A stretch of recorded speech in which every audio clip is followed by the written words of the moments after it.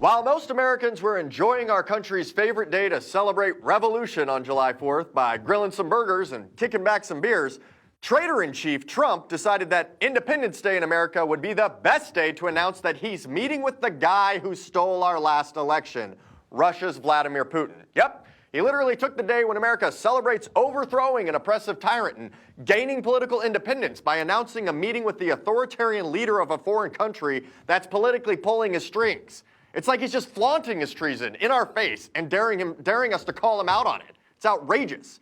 And as for what will be discussed at the meeting, besides Putin's little puppet kissing the ring and pledging allegiance to the geopolitical aims of the Russian Federation, apparently, Trump regime officials stated, quote, "There's no specific agenda. It's really going to be whatever the president wants to talk about."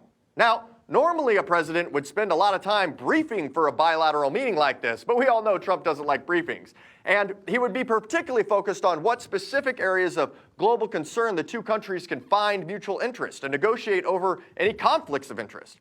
But Trump is so far out of his depth in the Oval Office, he probably thinks it's okay to wing it and grab some beers with the foreign leader and shoot his mouth off with whatever happens to drift into his mind at the moment. I guess when you're showing up to get your marching orders from a foreign dictator, you don't really need to do a lot of prep work, because Trump is just the puppet, and Putin is the one who's really driving the agenda in America's foreign affairs now. He'll probably spend some time warming up that cock holster for the guy, though, thanking Putin for directly interfering in our last presidential election in order to hand victory to Trump. And you can be goddamn certain that he won't be telling Putin to back off in the next round of elections, because treason is apparently okay with the modern-day Republican Party.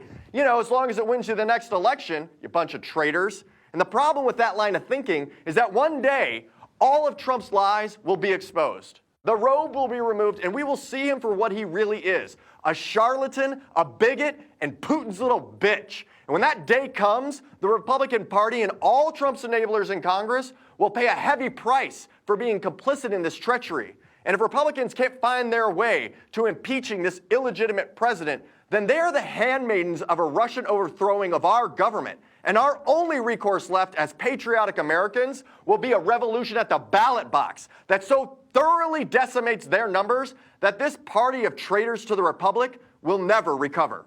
I'm Ryan Clayton. This is Content News. Come back daily for the news where we're free to share the truth.